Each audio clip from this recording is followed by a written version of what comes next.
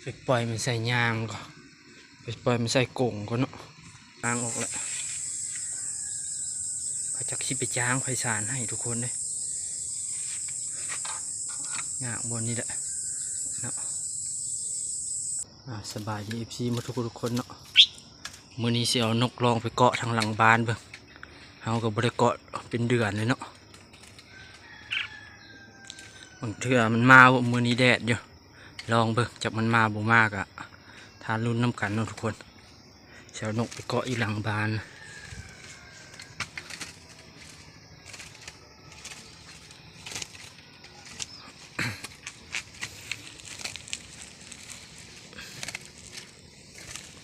ยางกระเป้เมื่อตะนางมัน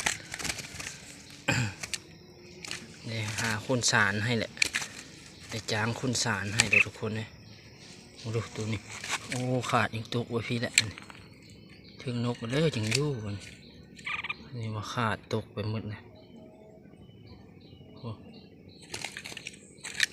ตกไปหมดเลยเนาะ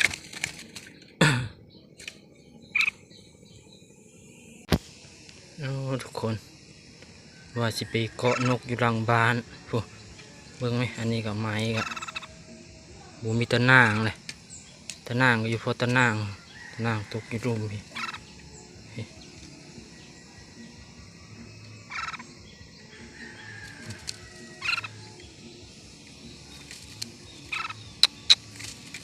จะเห็นอะไรเนาะบัดนี้ เบื้องนี้ก็ขาดเลยขาด2 เบื้องนกอะ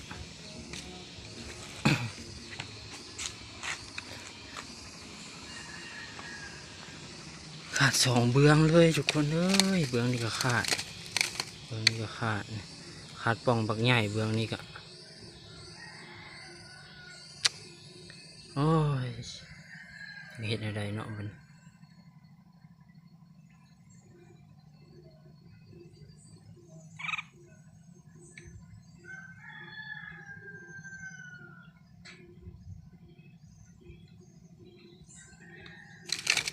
ปุกน้ำเลยขาดหมดต่อเมื่อวานเมื่อคืนกับบัวได้เนาะเห็น6 7 ตัวพุ่นนกนะนี่เพิ่นมาขาดมุนมืดเลยจากสิจ้างไพศาลให้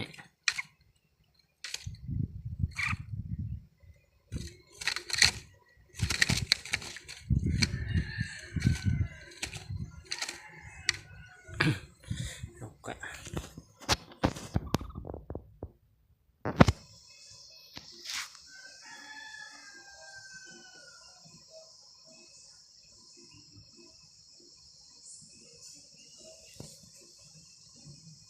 ยังตัวเดียวนี่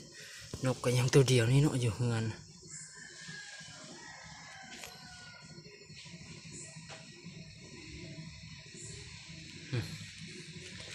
ไปปล่อยมันใส่ยางก่อน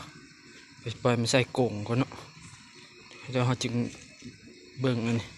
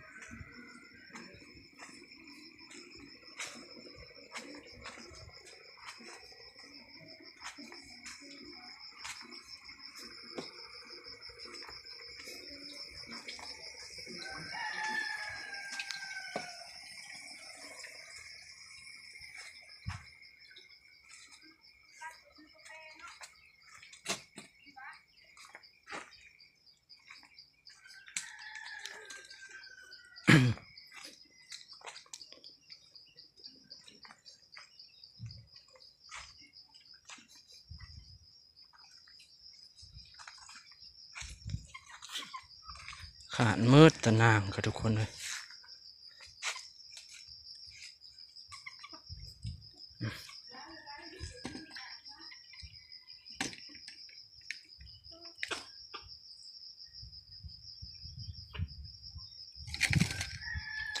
สองมาดูเสียตุ้มต่อทีมงานเอานี่บ่แต่มันน้อยเนาะพะเนียดตัวนี้มันน้อยพะเนียดตัวนี้น้อย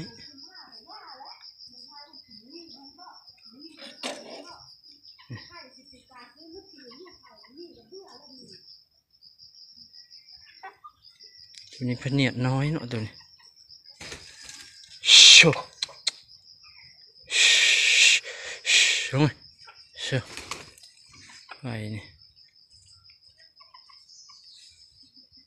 ตัวนี้พะเนียดน้อยพ่อน้องทุกคนแต่แค่จำเป็นก็ต้องได้เอาไส้นี่ไปต่อเลยนกอะ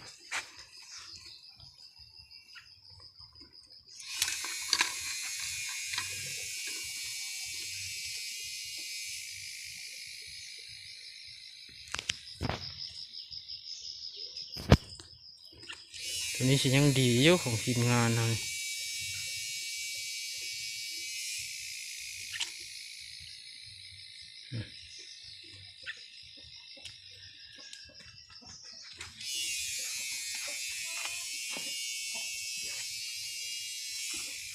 อันนี้เขาตีขาดโด่งหมด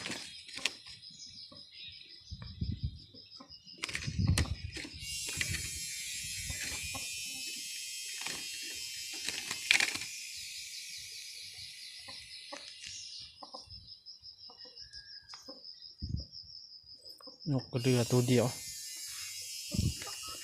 หลุดออกจากกรงหมด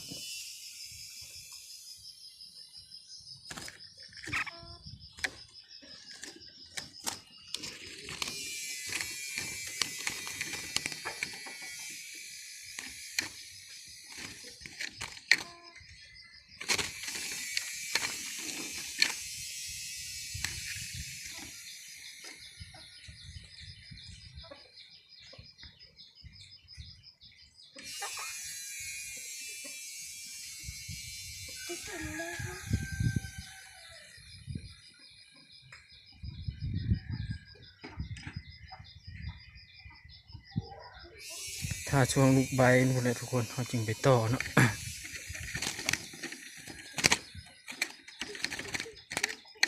ฮะ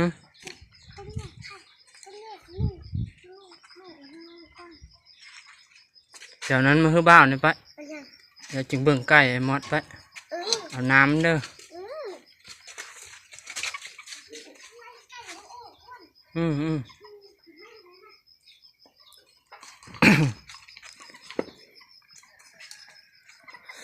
น้ำมาแป่งเนี่ย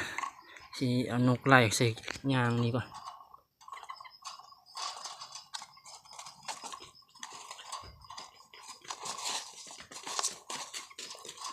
น้ำทอกใส่เบื้องนี่ทอกเอาเต็ม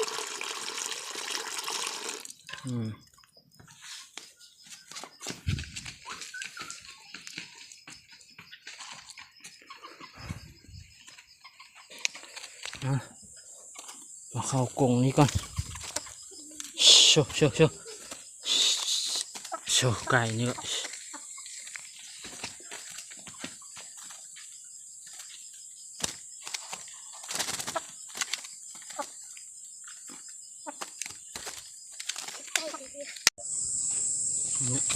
ทุกคนไล่เขานี่โดกมันขาดมันเลยโดกมันดึงอันนี้ออกให้เบาดูดึงให้มันขาดดูดึงแห้งๆดึงดึงออกคอยดึงเอามีดมาปาดไปนี่เงินเอาปากกูนะโชว์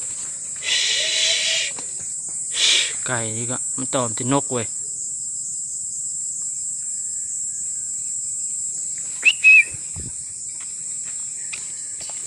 เกาะขึ้นไว้ก่อน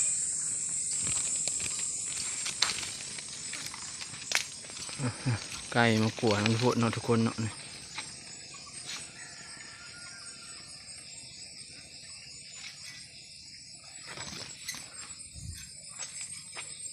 ฟาดออกแม่นี่นะ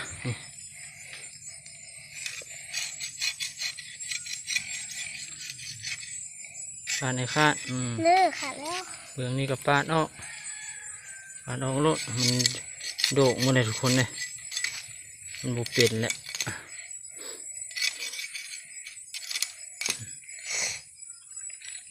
นี่ปาดออกนี่ปาดออกให้หมดถ้าจางคนมาสานให้เนาะทุกคนเนาะไปจางไปสานให้ทอกน้ำออกดูหัวอาหาร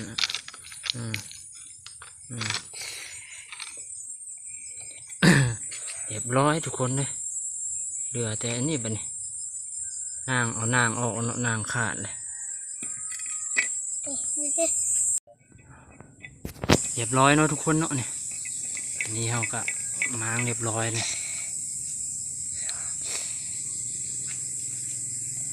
เดี๋ยวเพิ่งแก้ห้องพอดี ม้างเรียบร้อยเลยเนาะ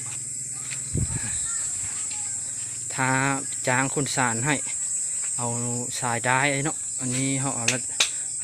ตะข่ายเฮ็ดมันคาดไว้อันนี้ก็ม้างออกแล้วเขาจะคิดไปจางไฟสารให้ทุกคนเลยงาบนนี่แหละเนาะ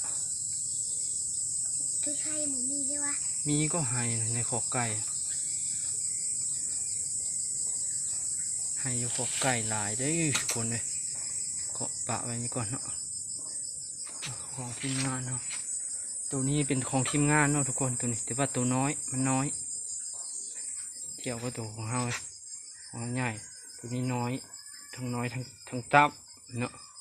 แค่จำเป็นกับตัวเนี้ยไปต่อก่อนเนาะทุกคน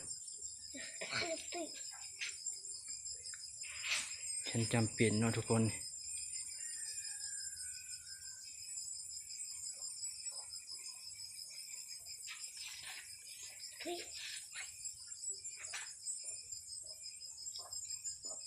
ทีมงานมาปะไว้โดนแล้วอันนี้ก็ซื้อ150,000นี่แหละซื้อมา150,000เนาะวันนั้นว่าสิไล่นกใส่ตัวนี้เนาะนกพัดออกซับออกกรงหมด ดูตัว